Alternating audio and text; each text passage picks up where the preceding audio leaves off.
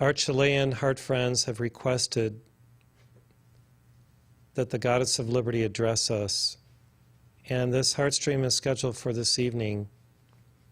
However, I have an unforeseen opportunity to be with someone special today at that very time. And so during our meditation, I was shown a vision from the Goddess of Liberty, which I'd like to share with you. As we know, the Goddess of Liberty is an iconic figure for the United States and for America in the harbor of New York. And she represents those who come to immigrate to the United States, and she was there as a beacon of hope and opportunity for them when they arrived on our shores, many in the last 2 centuries, and they're still coming. What she would like to share is that as a member of the Karmic Board, when people come before the Karmic Board and have their life review, or even just during their life review in general, there are a number of things that are shown very clearly in the life review that allow the person, the soul, to understand what has transpired in a given life and the progress that has been made and the opportunities that were there, and then what is next. And so the person is self-judged by their higher self, by how much they have given, how much they have grown, how much they have become more God-like. So we have the 3 G's, how much they have given, how much they have grown in spirituality and consciousness and understanding, and how much, therefore, they have become more God-like. So these 3 G's could relate to the G in Goddess. Likewise, they are shown how much they have learned, how much they have lifted others, and how much they have loved. And the learning, hopefully they've gained greater self-mastery, and lifting others through giving, they see just how much they may have balanced their karma that they may have had with others. And then through loving, the most important of all the virtues, they do indeed become more godlike because God is love. So there you have the 3 L's for liberty. So how much they have given, grown, and become godlike, the G for goddess, how much they have learned, lifted others, and loved, the L of liberty.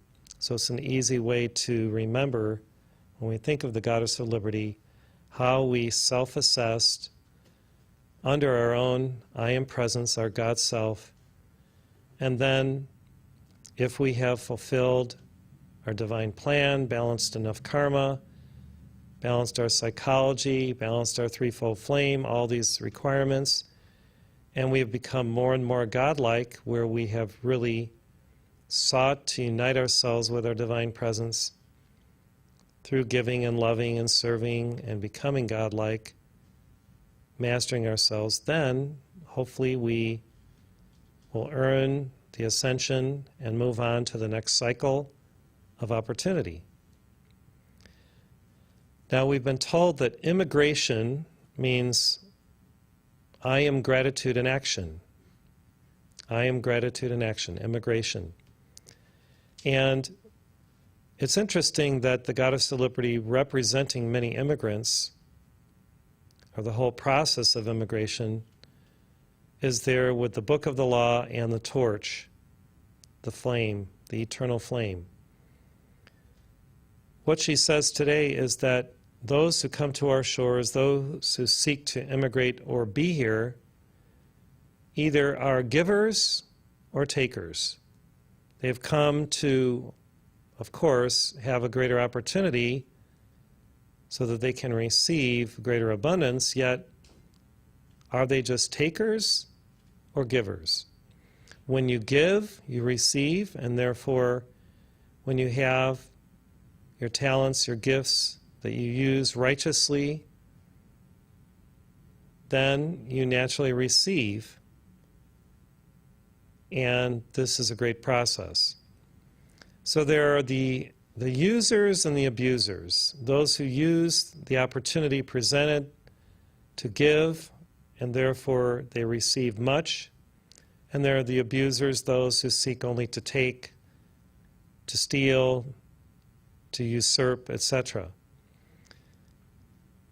Any nation has the right to assess when people come whether they really are going to be givers or takers, users or abusers. And so it seems to me that if I were to emigrate to another country, I would be assessed and looked at in terms of what are my abilities and what can I offer that country. John Kennedy quoted another saying, "Ask not what your country can do for you, but what you can do for your country." And this really should be how we assess those who come to these shores, or how any nation assesses those who come. Are they coming only to abuse the system, use the system for their own ends, or are they there to really give and share something of their gifts and talents to raise all within that nation, within that country? We have a crisis around the planet with people emigrating to many nations. And how do we resolve this? We assess whether people are really there only to receive, to take what that country has, or whether they are there also to give and to righteously enter into the immigration process in order to raise all up, everyone, their families, their communities, everyone. You hear many stories of wonderful immigrants who have become citizens, who have earned the right to be citizens through their givingness and through their study and taking tests, etc., going through the process. And typically they are very, very grateful for the opportunity to live in a nation with these great opportunities. Now we are in the cycle of Leo, and what is the virtue? God, gratitude. So if immigration is I am gratitude in action, we should really have this as one of the highest principles and values to look at in terms of when people immigrate, are they grateful? And how will they express that gratitude in action within a nation? So we know that many people come here to get away from other situations which may not be so great in other countries, and they seek opportunity, they seek economic opportunity, yet there must also be the responsibility and the accountability as a citizen or a potential citizen for that person to use what we offer righteously in order to be a righteous user rather than an abuser. So I think that any government, any of our representatives have a right to call to task those who have come here simply to abuse liberty and the opportunities we have within our nation, and that they must follow our laws, they must follow what we have in place to become citizens. The Goddess of Liberty would like to state through me in a very, very directly to our leaders, and the leaders at the national level and at the state level and at the local level, that if you do not uphold the law and what is in the book of the law that the Goddess of Liberty holds, that you will be called to task for what you promote in terms of lawlessness and chaos and confusion. And so a righteous leader does abide by cosmic law and divine jurisprudence within the courts of mankind, within their nations, and within their states and at the local level. So, any representative who promotes lawlessness or not following the divine rule of justice and law will be called to task before the Karmic Board, because they are, in effect, promulgating and promoting lawlessness and injustice. And we see this now rampant, and the Goddess of Liberty is not mincing any words, in the more radical elements of the Democratic Party in California and throughout the United States. And she's not mincing any words. She's calling to task anyone who is doing this to spite our laws, our justice system, and to abuse what America represents as a country of people who live by the law, who live by the truth, by the way of the Christ, or are meant to be. And so she is, in effect today, releasing light, this golden liquid light, to illumine all so that they may understand the dynamics at play in this situation, so that they will not make the karma of creating greater chaos, confusion, and a downward spiral that will eventuate in great injustice toward the citizens of this nation in various areas or throughout this nation. Now, does this mean that America has not engaged in injustice in the past? Of course not. We know our history, we know what is taught in our books, and sometimes what is not taught.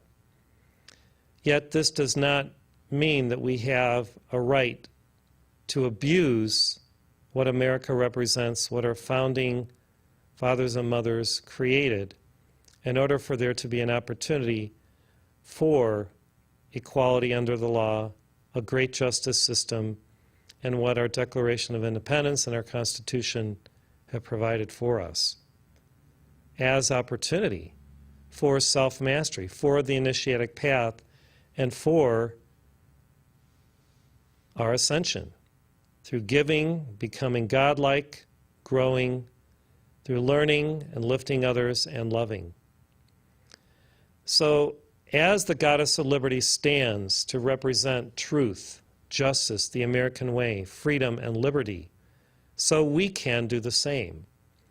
And we can speak the truth, we can speak of righteousness, call our leaders to righteousness, call all to righteousness, and the right use of the law, so that America can maintain her dispensation of grace from God to exist as a nation founded under God, indivisible, with freedom and justice for all, as our Pledge of Allegiance states. What do we pledge allegiance to? It is not just to a flag or to a nation itself. It is to the concept of eternal freedom and liberty and justice. It is to the principles and values that the flag represents, not just a token of that. We see those who, in their hearts, hate America, who live here. They hate what some people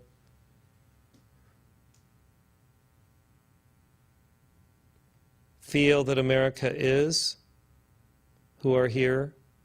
And the Goddess of Liberty is showing a vision of how many of these individuals have been takers and abusers and haters in the past. And though they may be famous, they may be sports stars, they may be politicians, they may be movie stars, etc. By and large, many of them have been those who have misused the light in the past, have not understood the initiatic path, have abused opportunity, and now all that they spew out is divisive, spiteful, and hateful towards our current president, towards those who are more conservative, etc.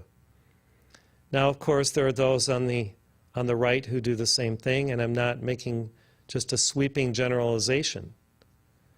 But I see very clearly from the viewpoint of the Goddess of Liberty and the Karmic Board that those who are creating division and hatred and are continuing to stir up this divisiveness are being called to task by the Karmic Board, and they will have to speak to their actions and that divisiveness. And this is especially rampant in Hollywood, to the point where even recently, not that it means a lot, but the star that has been given to Donald Trump in Hollywood or on, the walkway or whatever, twice was defaced, and now a local council has decided that they do not even want it there. It's not so much what they decided, it's what that represents in terms of who this president represents now, which is the law and the return to law, divine order. Regardless of what people think about his personality, this is what this president represents, and the Goddess of Liberty is showing me this vision today. Now, some who are more maybe liberal, if you want to use that term, may not like what I am sharing, but all I can do as a messenger is speak the truth of what I see, and this is what it is. It doesn't mean that our president is perfect in any way. It doesn't mean that any of us are perfect or any leaders are perfect. I'm simply speaking of what I see, what I was shown, and how we can resolve some of the crises we are in now by entering into the unity field of beingness rather than this divisiveness and this dualism that is tearing much of our society apart. The other thing that was shown to me earlier this morning upon arising was the misuse of our internet and certain platforms on the internet, and now what is transpiring, which is really akin to Nazism, which is the suppression of certain voices more on the conservative right, if you would like to call it that.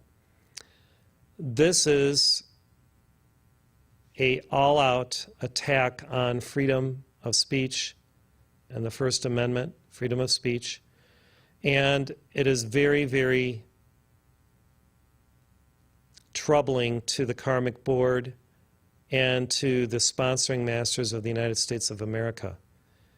And we know that Facebook, Twitter, and now YouTube and others have been using their platforms to get information from us, and they have truly become Big Brother, to the point where my feeling is to just not use any of them, and to make a statement that we shall not be moved from the truth. And so you can choose what you desire to do. I feel that the Heart Center activity, although we use many social media, should look at actually, do we really require some of these? Do we require Twitter? Do we require using Facebook and using, now we have a lot on YouTube and we haven't been banned from that, but I can assure you that many are being banned, and some are the voices of freedom and the voices of justice and truth. And though some may think that some voices are toxic or divisive, I can assure you that the reason why some are intense is because of what is transpiring in the United States and the downward spiral of our country and our nation and our citizenry in general in certain areas and our government. So what can we do about this? Pray. So that's what we're going to do now. We're going to first sing to beloved Sanat Kumara, our Lord of Love, song number 22, pour out all of our love, and have there be such an infusion of light within our nation that everyone is called back to being godlike, to being virtuous, to being righteous. When we have a citizenry and a nation based on divine principles and values, that nation shall last for as long as God allows, because they are in accord with cosmic law, divine justice, divine jurisprudence. However, if we have a nation that forgets God, spits in the face of God, abuses opportunity for egoic purposes, then we see the desecration of the holy temple of light, the desecration of all that is beautiful and divine, as we see in Hollywood and in our media, and then we see the downward spiral. So we, as light bearers, light workers, light sharers, would like to transform and transmute and allow our nation and its peoples to transcend this dark state of duality and nihilism. So let us turn to 22 and sing with all of our love to Sanat Kumara.